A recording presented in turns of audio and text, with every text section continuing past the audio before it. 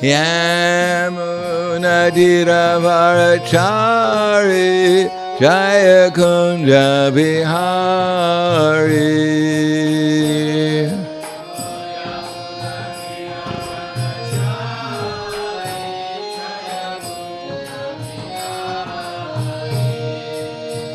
Yamunadiravarachari Jaya Kunja Bihari.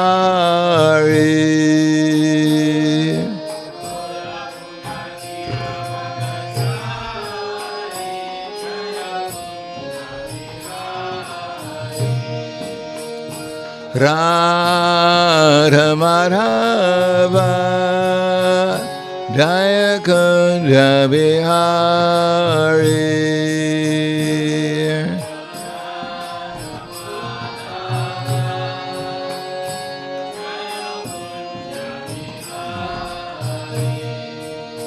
Jaya Radha Madhava Jaya Kunja Bihari.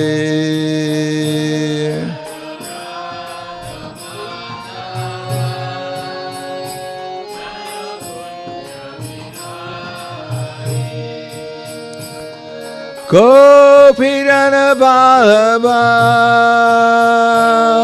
Grivadari Jaya Grivadari.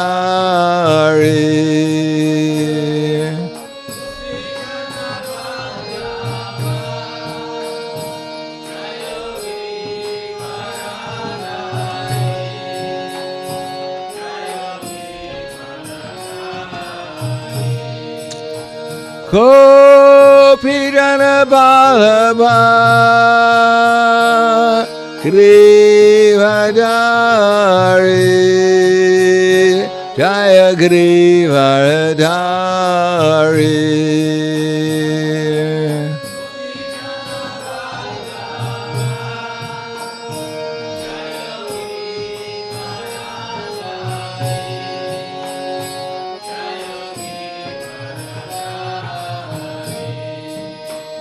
Yasodanandana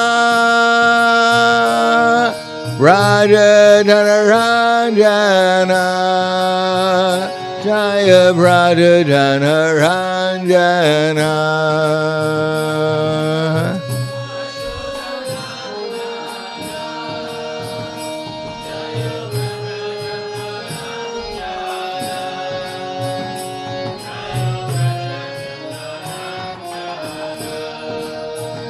Yasodanandana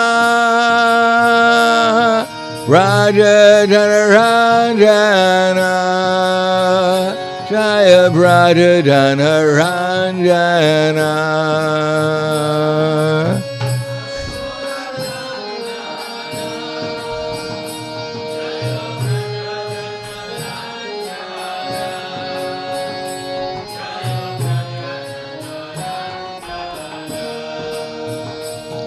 Yamunadiravarachari Jaya Kunja Bihari.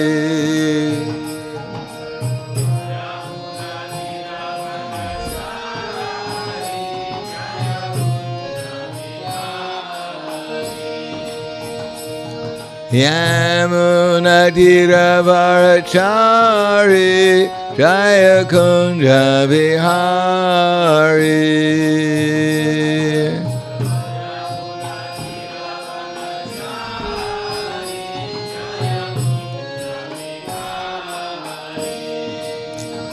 Radha Madhava Jaya Kunja Bihari.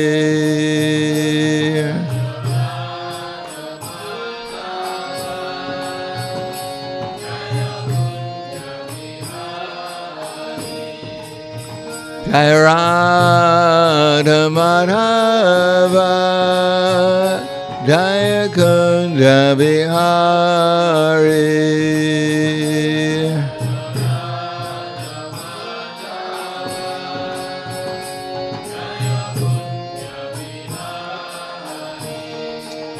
Jai Radha Madhava Jaya Kunja Bihari.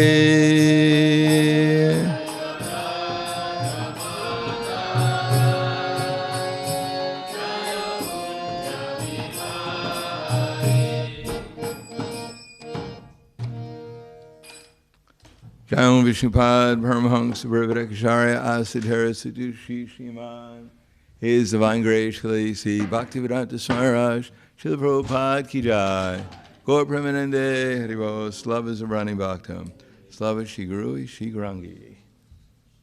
Om Vishnu Vidaya Krishna Prasthaya Bhute Srimate Bhaktivedanta Swami Namane Namaste Saraswati Deve Gauravani Vicharane Nirvishesha Srinivadi Paskadyade Satarne.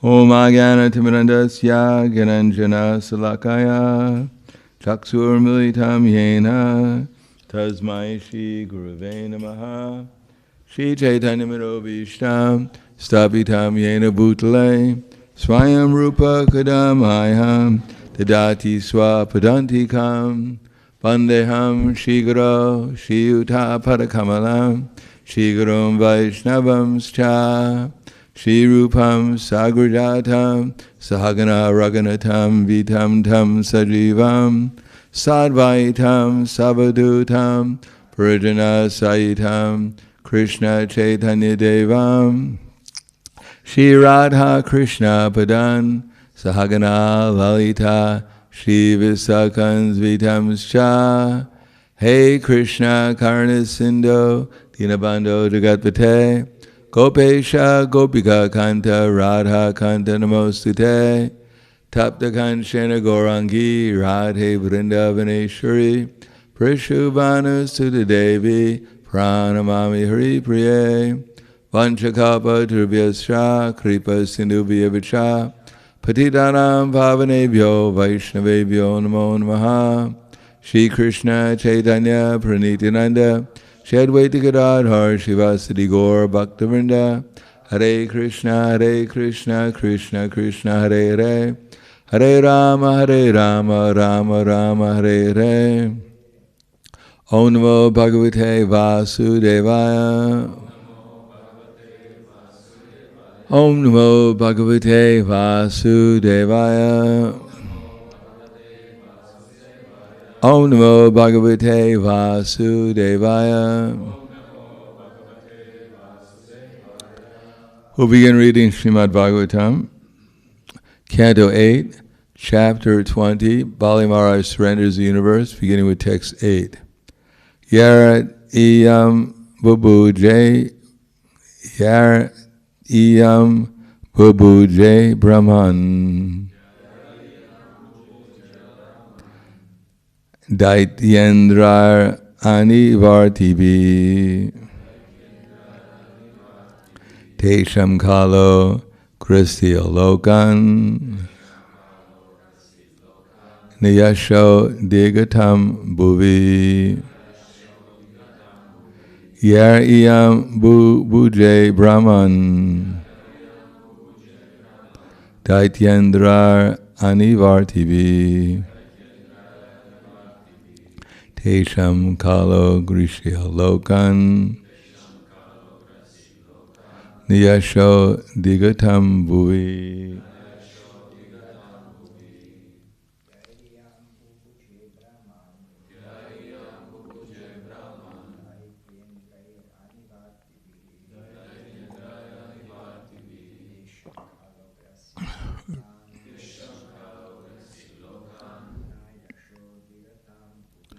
Nayasho digatam bhuvi. Yariyam bubuje Brahman Daityendra anivartivi Yesham kala grisharlagam Nayasho brutam bhuvi. Ladies.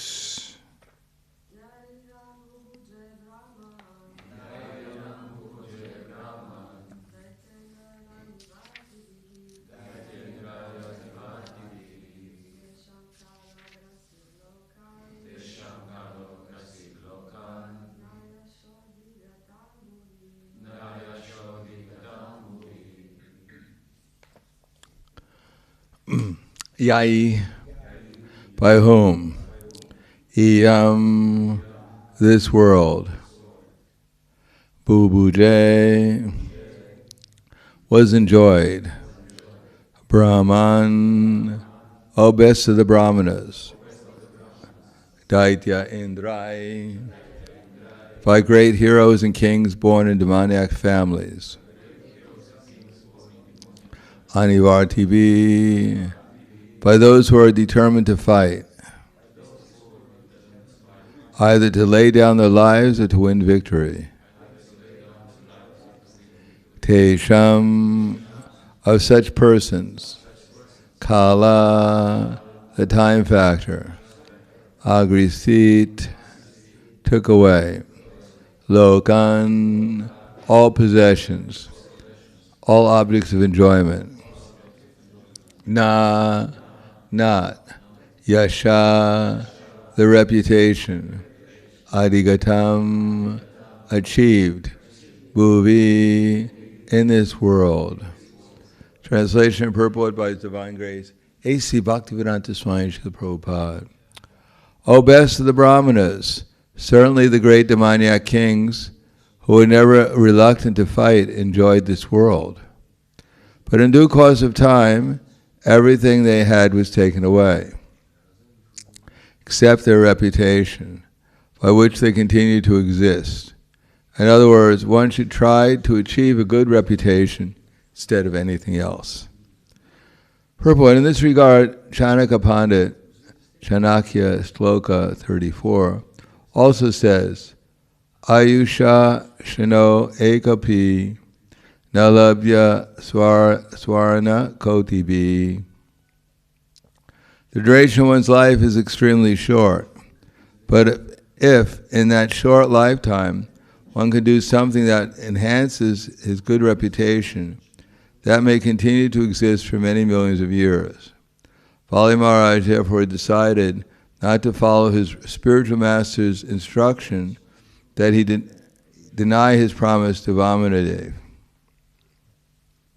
Instead, he decided to give the land according to the promise and be everlastingly celebrated as one of the 12 Mahajans, Balira Vyasakir Vayam.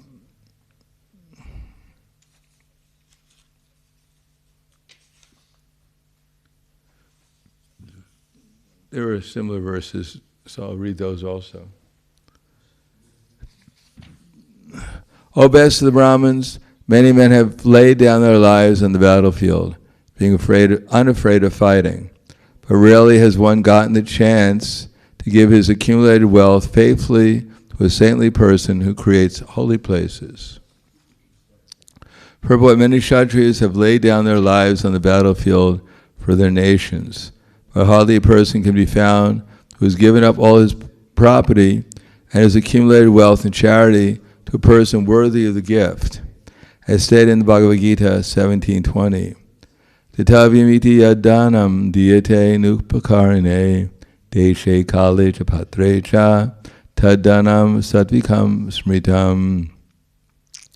That gift which is given out of duty at the proper time and place to a worthy person without expectation of return is considered to be charity in the mode of goodness. This charity given the proper place is called sattvika. And above this charity and goodness is transcendental charity, which everything is sacrificed for the sake of the Supreme Personality of Godhead. Vamanadev, the Supreme Personality of Godhead, had come to Bali Maharaj for alms. How could one get such an opportunity to give charity? Therefore, Bali Maharaj decided without hesitation to give the Lord whatever he wanted. One may get various opportunities to lay down his life on the battlefield, but such an opportunity as this is hardly ever obtained. Namo Vishnu Vidaya Krishna Prasthaya Bhute Srimate Bhaktivedanta Swami Tinamane Namaste Saraswatundeve Gauravani Pacharane Nirvishesha Srinivadi Paskadyade Siddharne. Karyam Jagnas Tapas Tatadhanam Karyam Eva tyajate.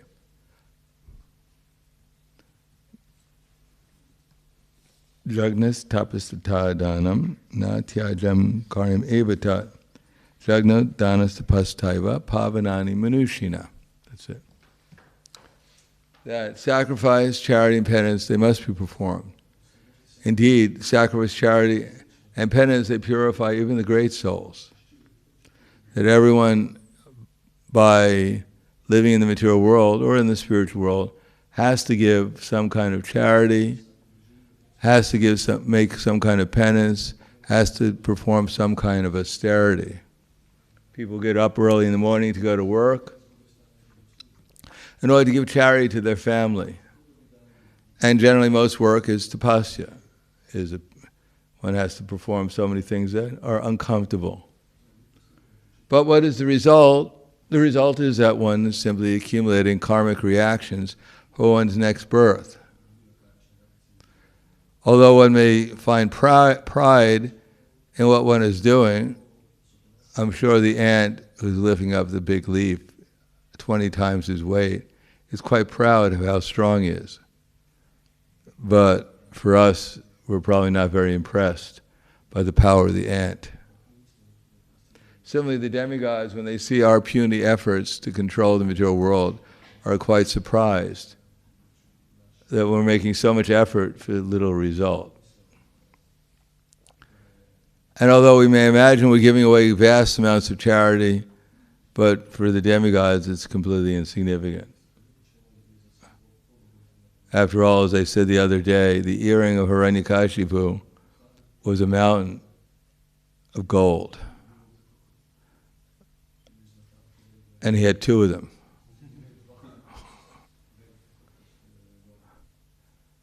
Therefore,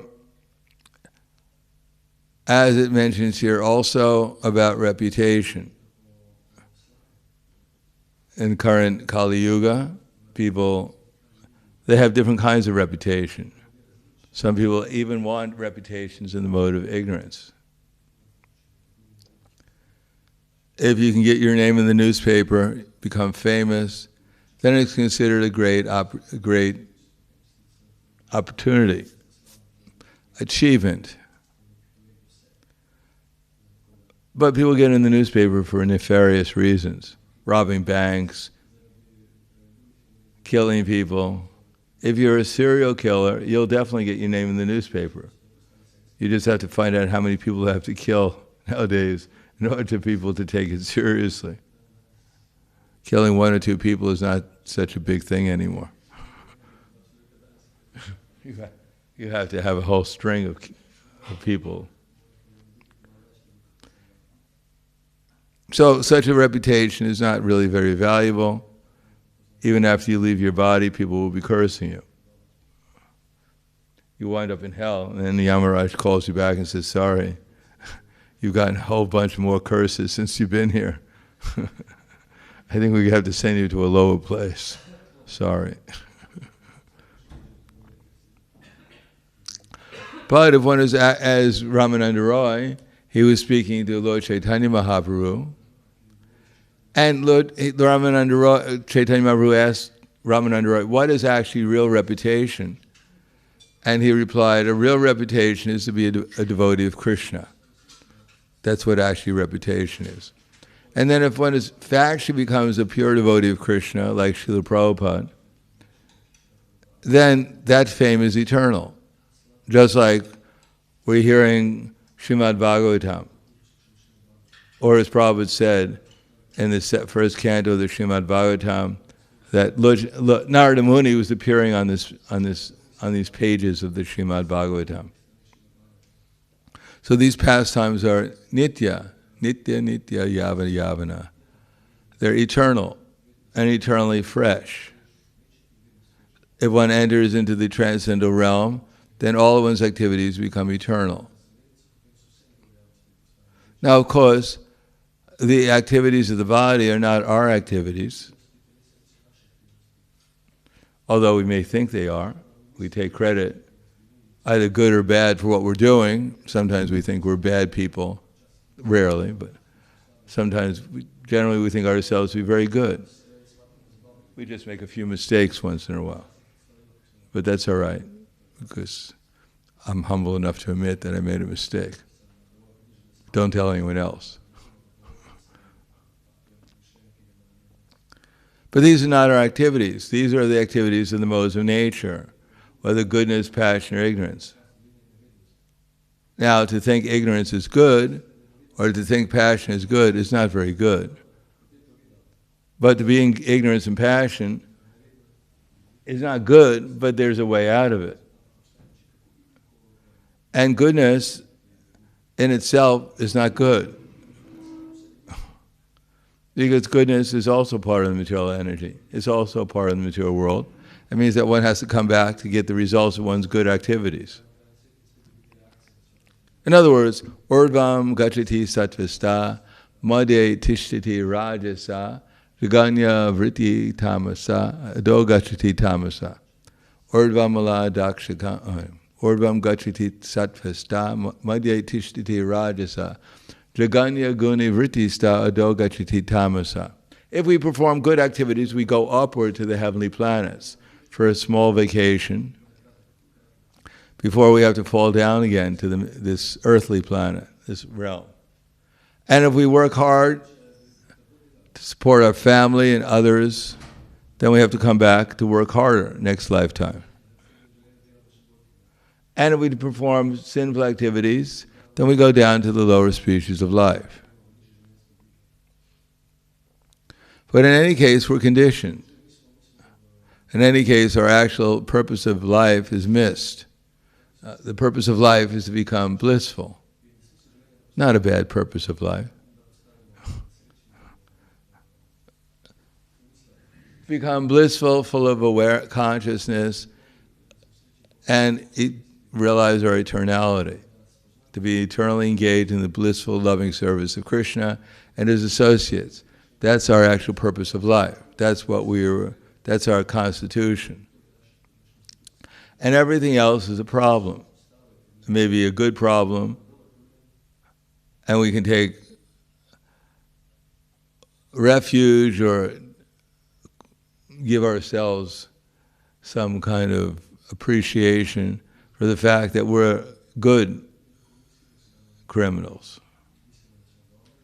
Well, there are so many bad criminals. That we're all stealing from Krishna, trying to imagine ourselves to be the supreme, either in goodness or in passion or ignorance. So in ignorance, we're trying to control the material energy. And in passion, we're trying to enjoy it. And in goodness, we're trying to help others get out of ignorance and passion so they can come to goodness and be the saviors also. So we think ourselves to be the liberators of others.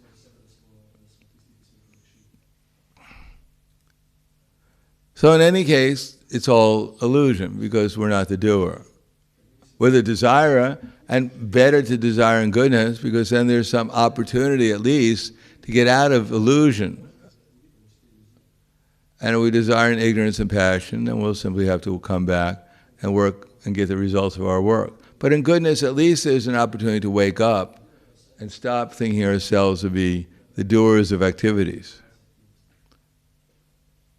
And realize even if I come under the spiritual energy, even if I surrender to Krishna, the activities are still performed by Krishna's internal energy, not by myself. I'm simply desiring not to be a rascal. If we get credit for desiring not to be a rascal, there's some kind of credit there. Just like a person's in a jail and he's being tortured by the jail keepers and he decides to reform himself, to become an honest citizen. Now, when he gets out of jail, people don't give him a reward for being an honest citizen usually, because there are so many. You're supposed to be an honest citizen. That's who you're supposed to be. Not that it's something special to be an honest citizen. Because nowadays, probably if there was an honest citizen, they'd put him on television and give him a reward for being the only honest citizen. Because everyone else is more or less criminals to different degrees. But honor amongst thieves, and therefore the thieves are giving each other rewards for being good thieves.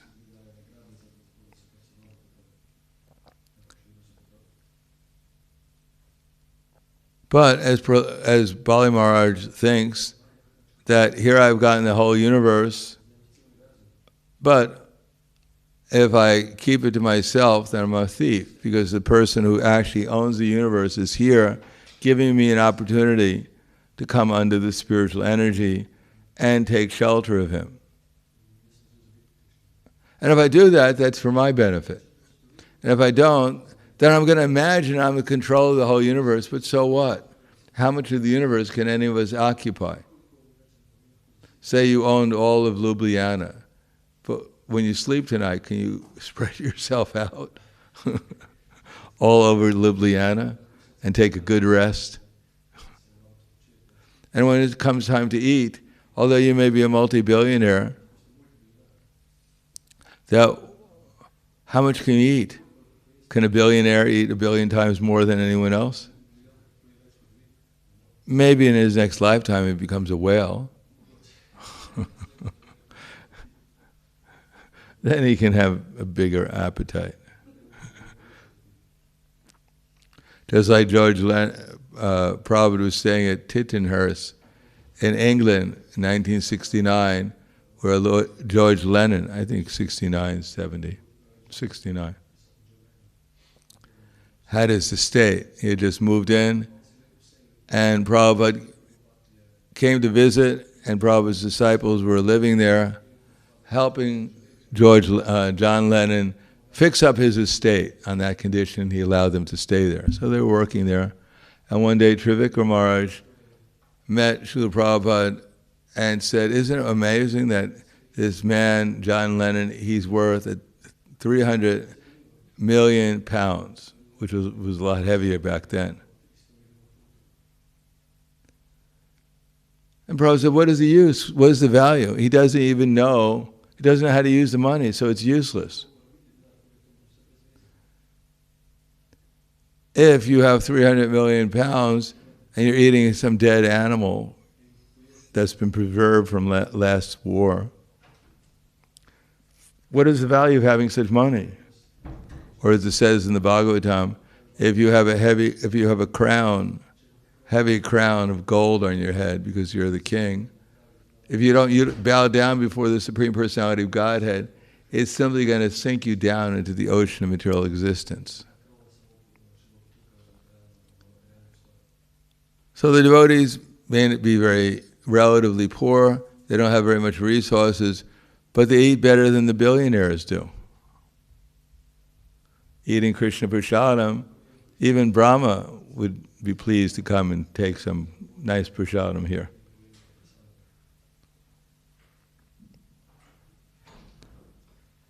And the devotees, hopefully they sleep better than anyone else.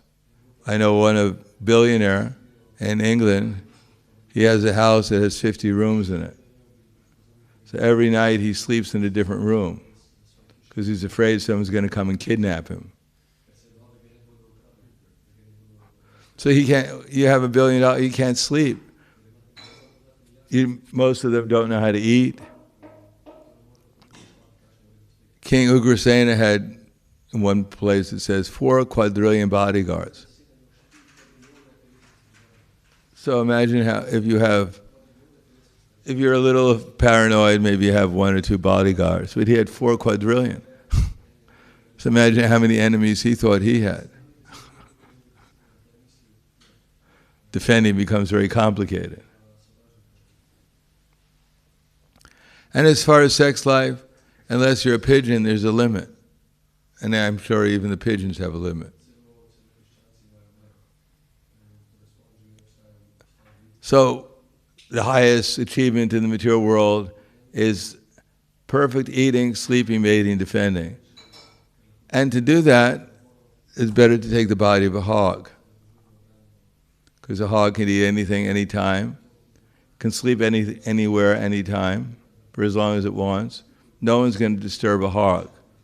If you go to Vrindavan and see a hog sleeping in the sewer, are you going to wake it up? Wake up, you lazy hog. It's time to eat. No, it can eat as much as it wants. No one asked it to go on a diet. There's no weight loss program for a hog. He can sleep 25 hours a day. No one's going to disturb him. And as far as sex life, he's liberated.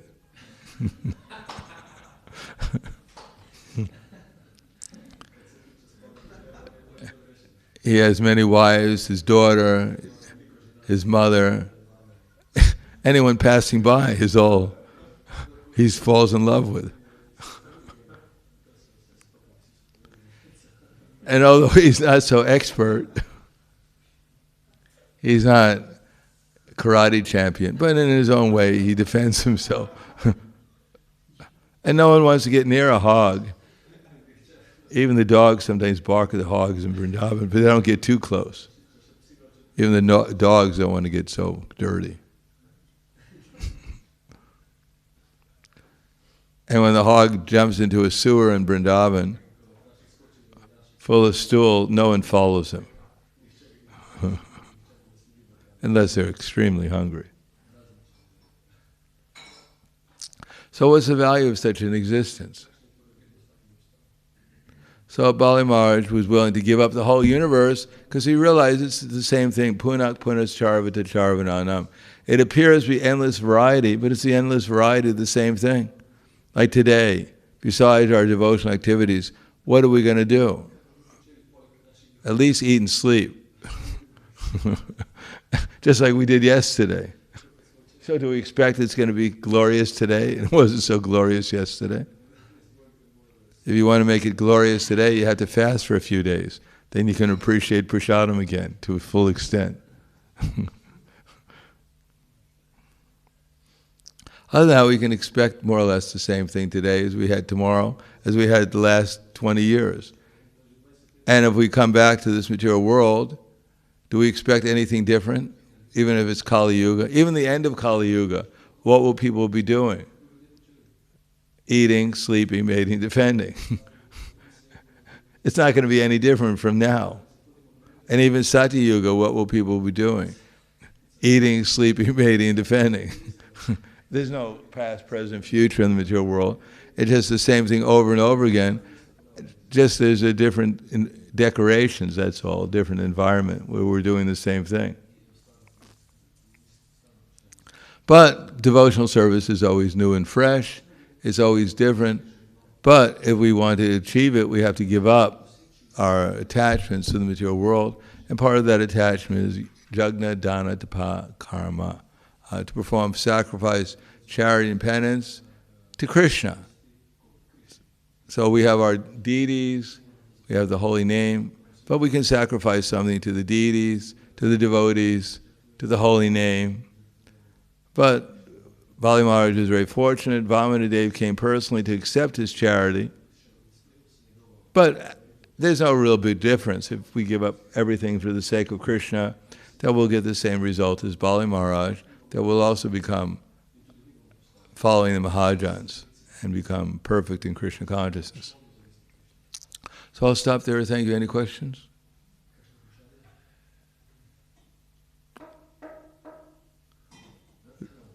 Was that the conch shell asking a question?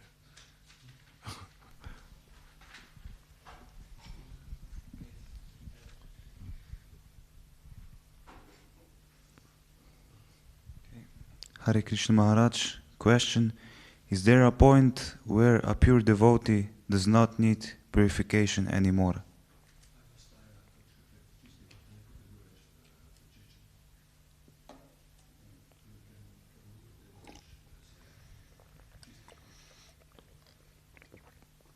Depends what you mean by purification. If you're in ecstasy and your senses becoming more and more enlivened, like in the spiritual world, everyone is tasting. If you eat a gulab jamun in the spiritual world and you taste it, it has unlimited pleasure. And then if you remember eating it, you get even more pleasure remembering eating it than when you ate it. So that's kind of purification. Your senses becoming ever more purified. So it's eternal. Nitya, nitya, yavana, yavana. It's always fresh and new. Yes. Thank you. Well, Maharaj, where does this go? Where you said about billionaires, they can sleep, they can't even devotees Well, sleep some of even them better. can. I mean, I'm sure some of them sleep quite well. Probably don't wake up very easily. Yeah. Hopefully, they can at least do that. Well, I'm sure some of them get some prasadam sometimes. Yeah. Where does this go when they have their own company and work, and they are creating in the material world? Where does this falls in these four categories? Passion. Passion is what? Passion, ignorance. I mean, just having your own company. They think they have their own company, they're in ignorance. They think their company belongs to them. And if they think that they're trying to enjoy the results of their work, they're in passion. This is what? Sex life or defending or eating? Which or one sleeping? is it? Yeah, it's all foreign. Combined.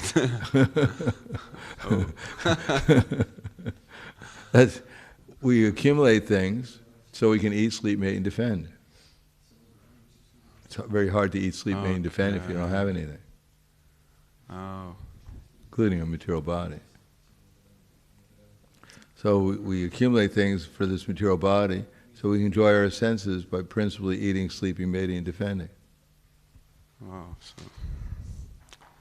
this is for... So economic development is for sense gratification. And the sense gratification principally, comes through all the different senses, but principally the topmost sense gratifications are eating, sleeping, mating, and defending. Good. Anything Thank else? Yes. Okay.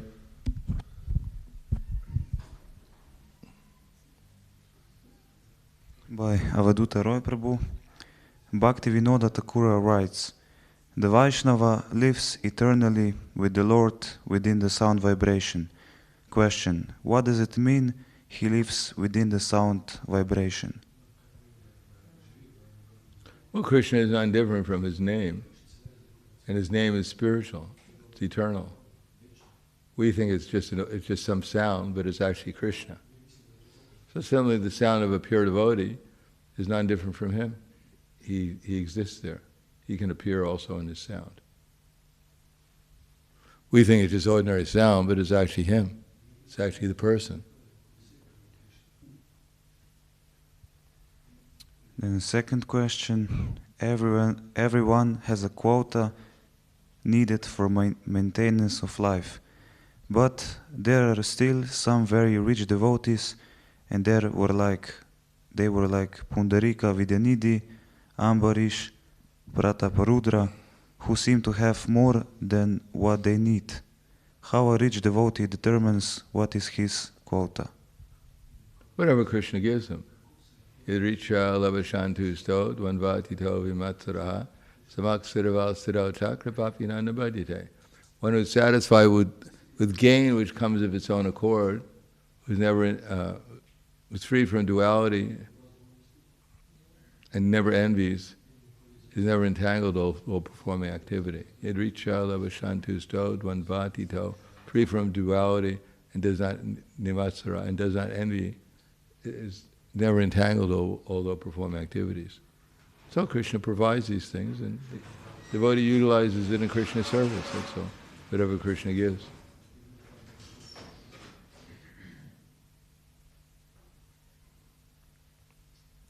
Yes. So she's asking how to transcend, how to go over the mode of nature. No, just the goodness, mode of goodness. How to lift ourselves above the mode of goodness. Practical. Well, if we have that problem, we're doing quite well.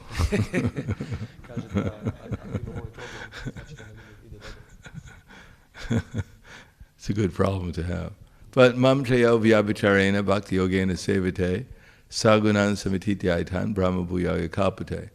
one who's engaged in unfailing devotional service, one who's engaged in devotional service, unfailing in all circumstances, at once transcends the three modes of material nature and comes to the level of Brahman. So when we actually come to goodness, then in goodness, devotional service becomes spontaneous and easy to perform. In ignorance and passion, there are obstacles. We become deviated from our devotional service easily. But in goodness, one can remain steady in devotional service, and therefore by performing devotional service, when in the mode of goodness, then one transcends the mode of goodness and comes to the spiritual platform. Goodness actually means the absence of ignorance and passion. It's just like if we're chanting Hare Krishna and we're actually listening and not disturbed by lamentations or hankering, then we easily remember Krishna. And when we actually remember Krishna, then we're inspired to chant some more so we can remember Krishna some more.